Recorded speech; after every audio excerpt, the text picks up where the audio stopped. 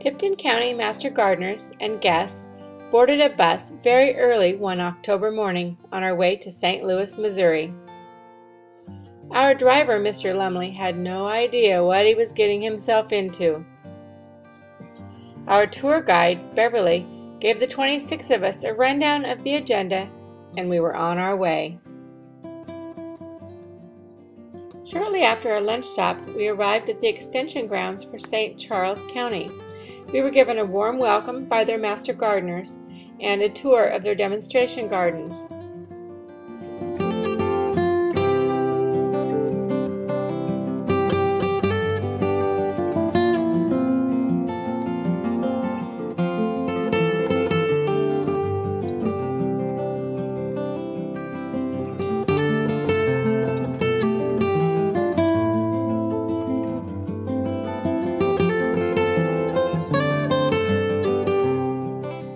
Their gardens include a bulb garden, a dahlia garden, an enabling garden with wheelchair access, an herb garden, lasagna gardens, pantry garden, orchards, vineyards, berry patches, and others.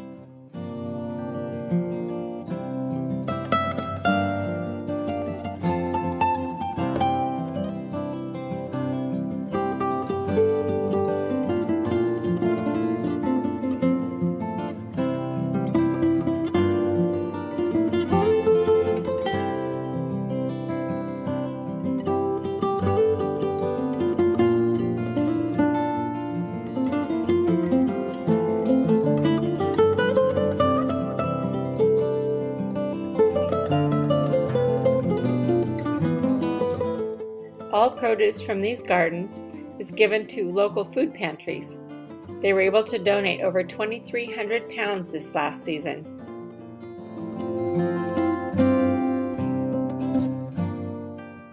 The Boy Scouts, community organizations, and businesses collaborate with the Master Gardeners to make these gardens an amazing resource for their area.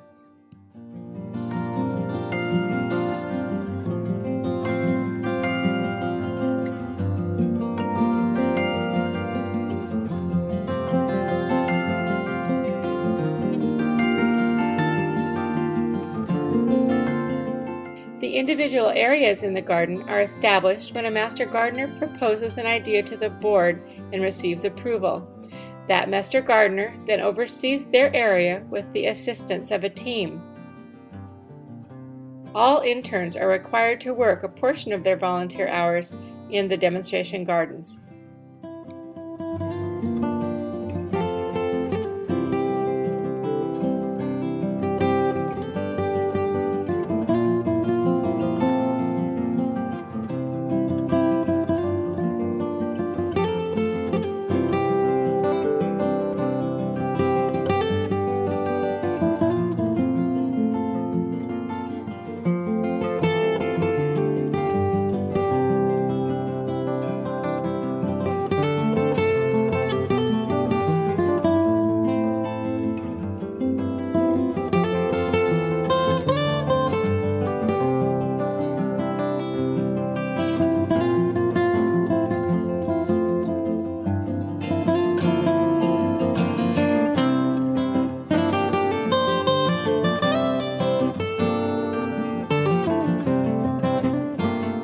They are in the process of adding a greenhouse, which will aid in their propagation efforts, especially to support their annual plant sales.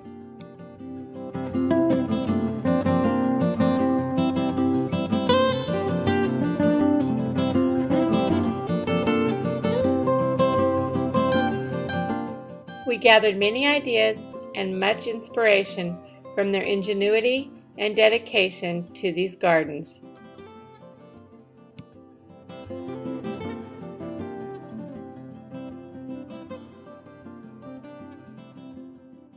Back on the bus for a little fun and entertainment.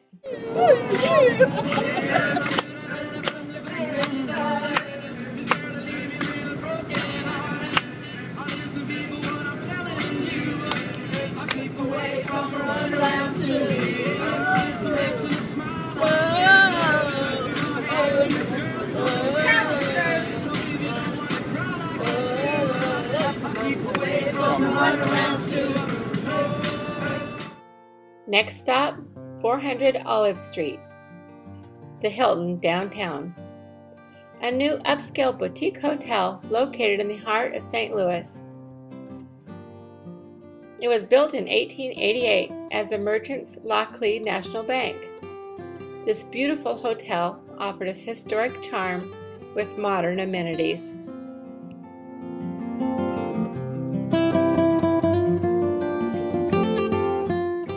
Dinner that evening was at McGurk's Irish Pub and Garden, a bit of old Ireland in St. Louis. Great food, great drink, great music, and wonderful friends made for a perfect end to our first day on the road.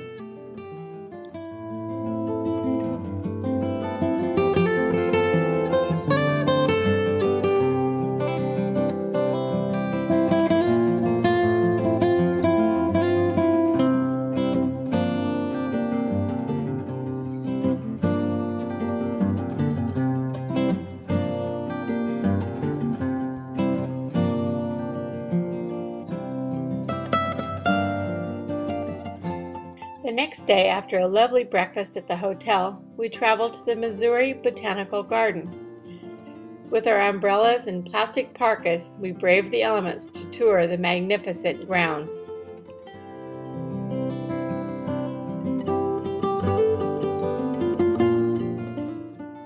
Founded in 1859 by Henry Shaw, the 79-acre garden is the nation's oldest botanical garden in continuous operation and is an oasis in the city of St. Louis.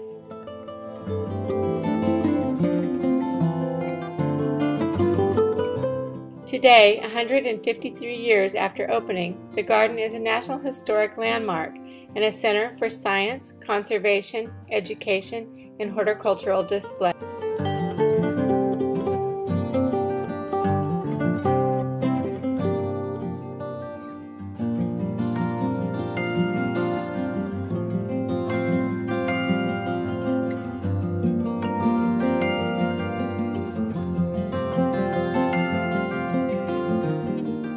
As you walk through the gardens, you'll see beautiful art displayed around every corner, including sculptures and beautiful art glass by renowned artist Dale Chihuly.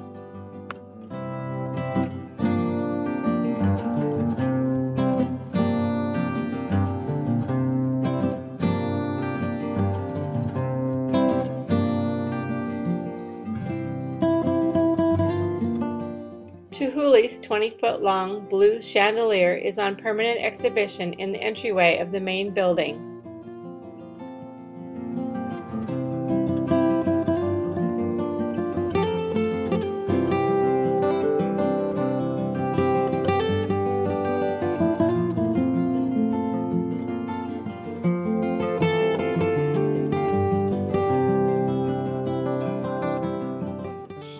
The climatron is the first geodesic dome to be used as a conservatory.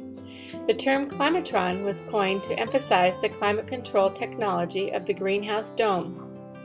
More than 2,800 plants, including 1,400 different tropical species, thrive inside the climatron. The lush green tropical rainforest environment is maintained at 64 degrees at night and 85 degrees during the day, with an average humidity of 85%.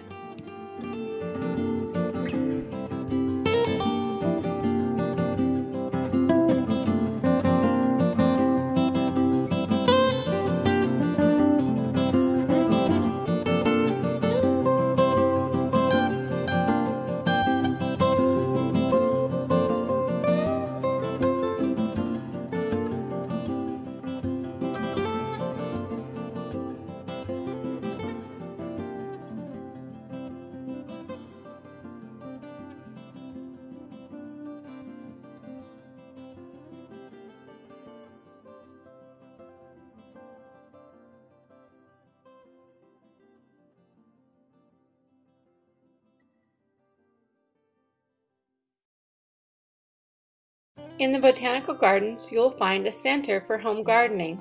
The area's master gardeners are available in this center to answer questions in person or take calls as a community service.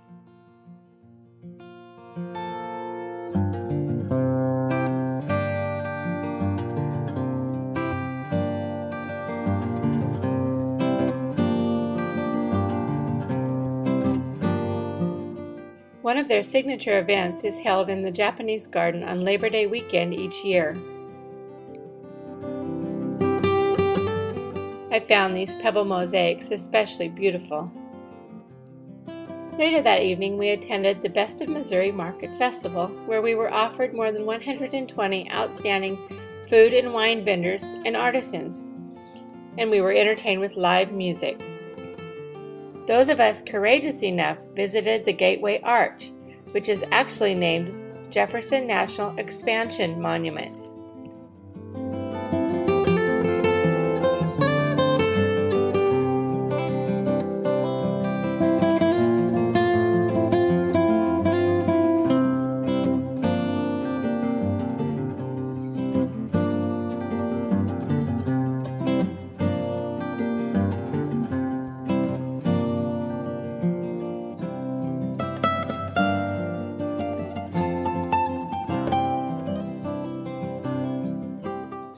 Are you sure about this? We cuddled into pods which took us to the top of the 630-foot tall arch. Good thing we like each other. And it was only 4 minutes to the top.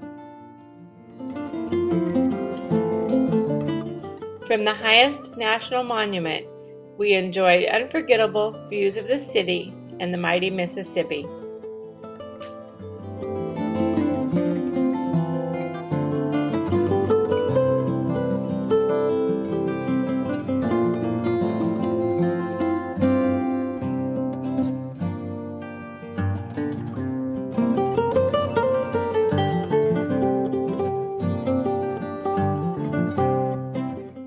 While visiting the arch, we also enjoyed the Museum of Westward Expansion.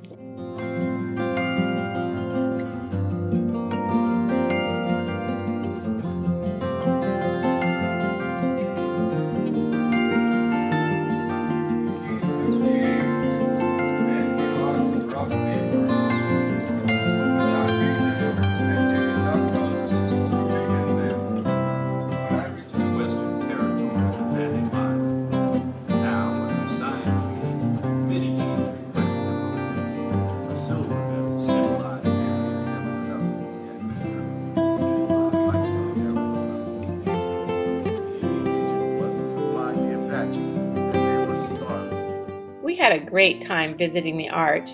No ifs, ands, or buts about it. We began our day on Saturday with a visit to the St. Louis Soulard Market. They had humble beginnings in 1779 as a flat meadow that farmers could come to sell their locally raised fruit, vegetables, dairy, and livestock.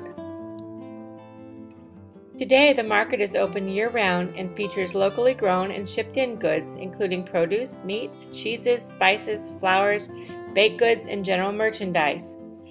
They even serve the best Irish coffee around. Guess how we know?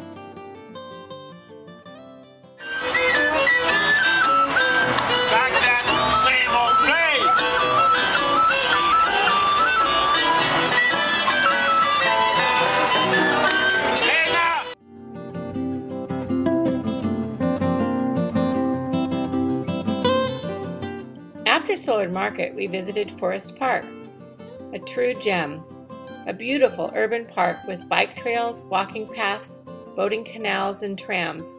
The park shows the civic pride of the city.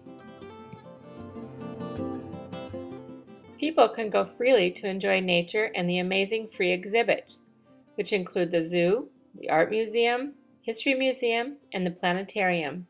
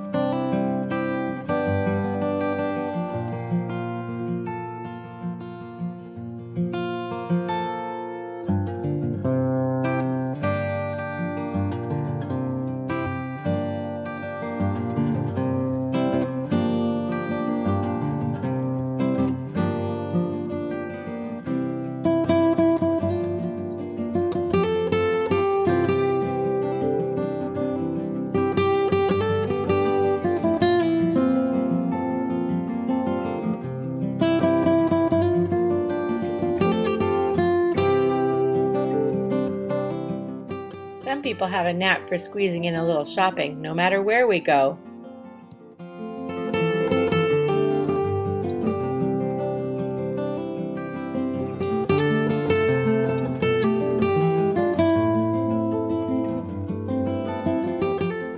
That evening we dined at Frizzelli's on fine Italian food.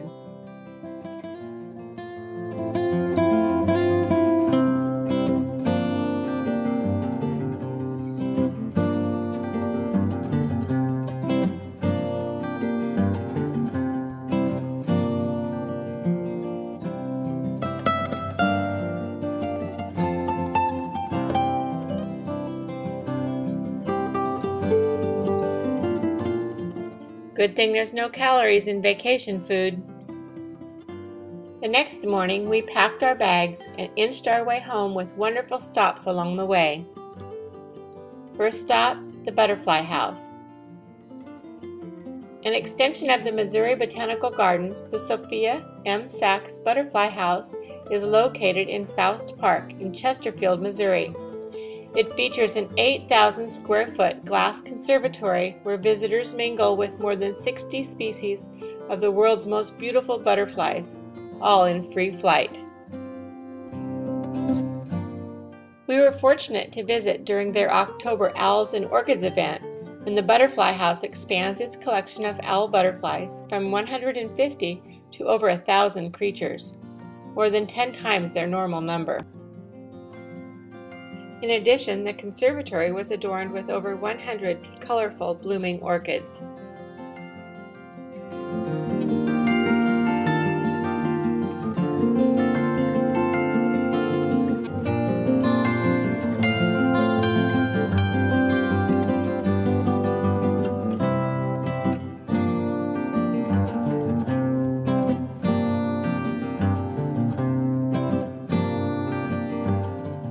Though owl butterflies prefer fruit, the beautiful orchids provide nectar to many other species of butterflies in the conservatory.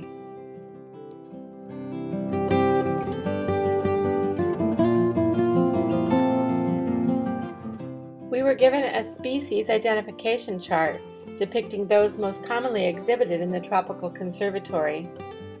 There were many additional species in flight that day.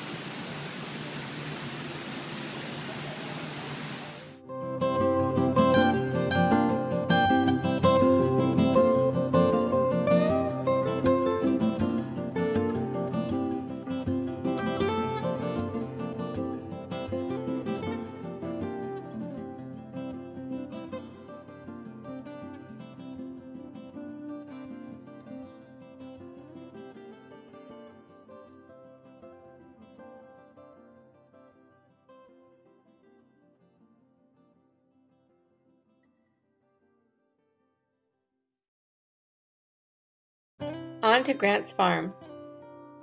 This farm takes its name from our 18th president, Ulysses S. Grant.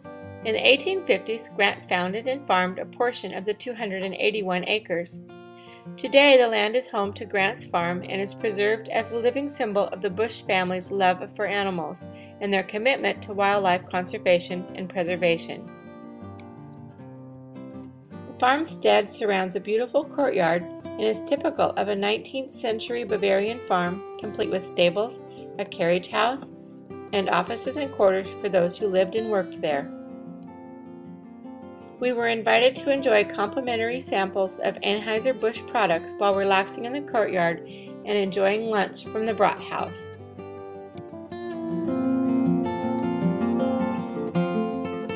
The Budweiser Clydesdale stables are home to approximately 25 Clydesdale mares, geldings, stallions, and foals. Anheuser-Busch has one of the world's largest herds of Clydesdale horses and owns more than 200 nationwide. Majestic, powerful, and graceful, they've embodied the Budweiser brand heritage, serving as ambassadors of the lager and icons of American industry.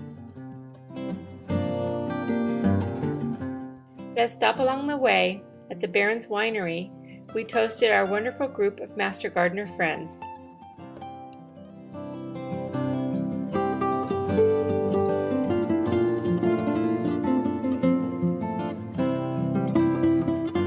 A wine tasting is a sure way to guarantee a relaxing journey home.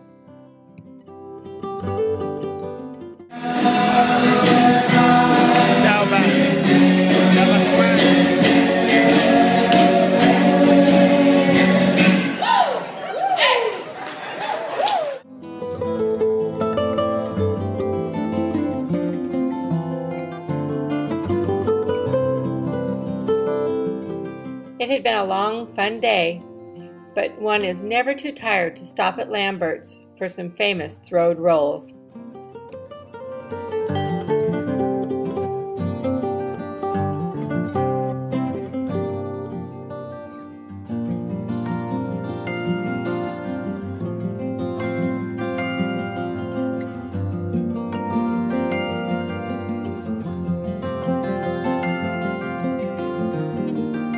If you weren't able to join us, don't worry. We had no fun without you. I wonder what baby. Get those hips rotated. Baby, it's just you I'm dreaming of. Be cruel. Baby,